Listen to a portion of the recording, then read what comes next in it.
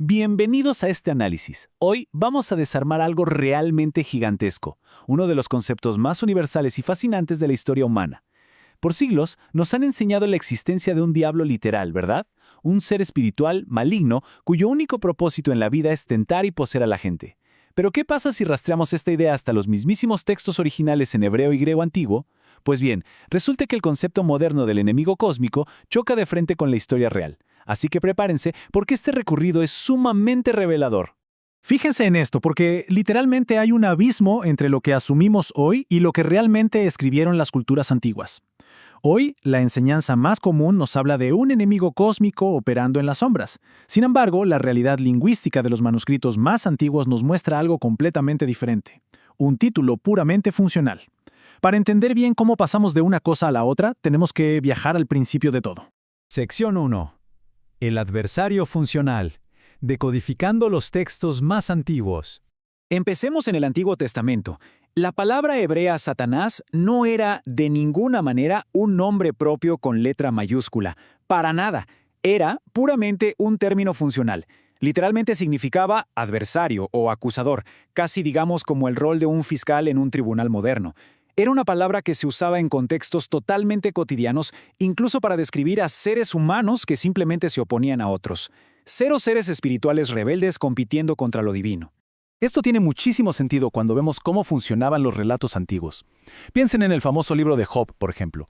En esa historia, este adversario opera tranquilamente dentro del sistema de la corte divina. No anda actuando por cuenta propia y, desde luego, no hay ninguna guerra cósmica. Es una figura totalmente subordinada que simplemente cumple su función de auditar o cuestionar.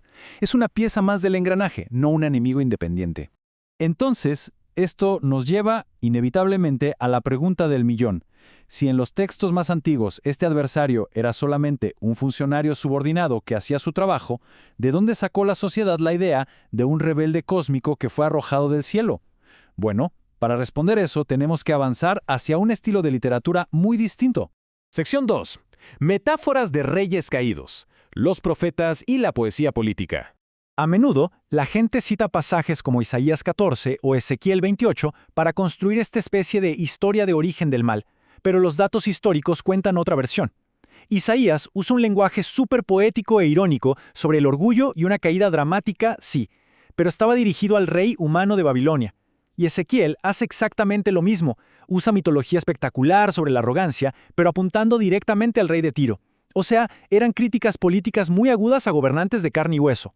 El problema es que la interpretación literal moderna toma esta poesía política y la recicla como si fuera la biografía de un ángel caído eterno. Pero la evidencia textual es clarísima. El blanco de estos escritos eran imperios humanos arrogantes. Si leemos estas críticas sociopolíticas como si fueran tratados sobre criaturas invisibles, le estamos quitando por completo la intención histórica que tenían los autores originales. Pasemos a la sección 3. El contexto cultural del primer siglo. Entendiendo los marcos médicos antiguos. Cuando entramos al Nuevo Testamento, de repente notamos un cambio tremendo. Los textos se llenan de referencias a demonios y posesiones.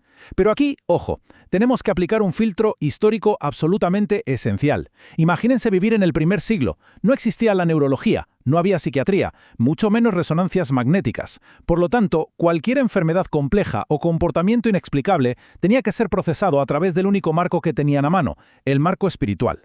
Los textos antiguos documentaban con muchísimo detalle los síntomas de las personas endemoniadas. Hablaban de convulsiones, de un aislamiento severo, de comportamientos extremos y de una pérdida total del control físico. Hoy en día, cualquier profesional de la salud vería estos cuadros clínicos y diría, claro, estamos hablando de epilepsia, trastornos mentales severos o crisis nerviosas agudas. Así que las figuras históricas de la época, incluyendo a Jesús, simplemente operaban dentro de este marco cultural para interactuar con la gente y traer sanidad. No estaban dando una clase magistral sobre ontología espiritual del siglo XXI. Se estaban comunicando usando la cosmovisión y el nivel de conocimiento médico de su época para poder ayudar a los que sufrían. Entender esto nos ayuda a aclarar otro malentendido gigantesco. Cuando los textos de esa época dicen que vieron al adversario caer del cielo o hablan de atar al hombre fuerte, no estaban narrando una película de ciencia ficción cósmica en las nubes. Se estaban refiriendo a derrotar sistemas corruptos de su propio tiempo, opresión política, abuso religioso y la persecución inminente que vivía esa generación en particular. Sección 4. Símbolos de resistencia imperial, decodificando el Apocalipsis. Llegamos al libro del Apocalipsis, que está llenísimo de imágenes súper vívidas. Pero en realidad, esto funcionaba como literatura de resistencia en código. El dragón, que es identificado como el adversario, representaba la aplastante estructura de poder imperial. Las famosas bestias y los números misteriosos eran símbolos súper directos del Imperio Romano y sus crueles emperadores. Y los juicios cósmicos, bueno, eran una forma dramática y poética de describir la persecución real que la gente enfrentaba día a día. O sea que, en su contexto original, derrotar a este dragón significaba celebrar la caída de un sistema político e imperial muy real, muy de carne y hueso. Jamás se trató de describir a un monstruo literal con alas flotando en el espacio exterior. Se trataba puramente del final de una crisis histórica y política. Y así llegamos a una encrucijada verdaderamente fascinante. Pensemos un segundo. Si los textos antiguos solo hablaban de roles funcionales, reyes humanos, condiciones médicas que no entendían y simbolismo contra el Imperio Romano, ¿cómo es posible que nosotros hayamos heredado esta idea de un diablo literal operando por su cuenta? Sección 5. Del miedo a la responsabilidad, el cambio de paradigma. La respuesta es que fue una bola de nieve que tomó siglos en formarse. Empezamos con un término que era solo un adversario funcional. Luego le sumamos metáforas poéticas sobre reyes. Después, la falta de ciencia en el primer siglo aportó explicaciones espirituales para temas de salud. Y finalmente, le agregamos el simbolismo antiimperial en código.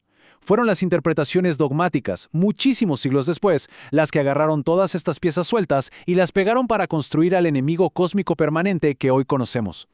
Y ojo, porque la consecuencia de esta construcción tardía es monumental. Crear a un enemigo invisible y omnipresente es la receta perfecta para generar una cultura de miedo constante. Establece una amenaza que nunca se va y de manera súper conveniente nos da el chivo expiatorio perfecto para explicar la maldad y todas las fallas del comportamiento humano. Pero cuando logramos entender toda esta evolución histórica, el enfoque cambia por completo. El problema central ya no es un ser espiritual oscuro que nos manipula en secreto desde las sombras. El problema pasa a ser sencillamente nuestra propia realidad humana, nuestra historia y nuestra verdadera condición moral. En pocas palabras, entender estos textos de forma histórica nos quita la excusa de la fuerza externa. Cambia para siempre cómo entendemos el control sobre nuestras propias acciones, cómo manejamos nuestra ética y cómo enfrentamos la maldad sistémica que de hecho sí existe en el mundo, pero que es de origen puramente humano.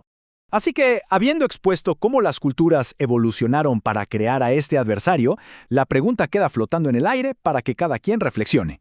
¿Vamos a seguir dependiendo de la comodidad y el miedo que nos dan los enemigos invisibles para justificar todo lo malo que pasa en el mundo? ¿O estamos listos, de una vez por todas, para tomar este conocimiento histórico y asumir la responsabilidad total de nuestra propia realidad moral? Es sin duda algo profundo en qué pensar. Muchas gracias por acompañarnos en este análisis.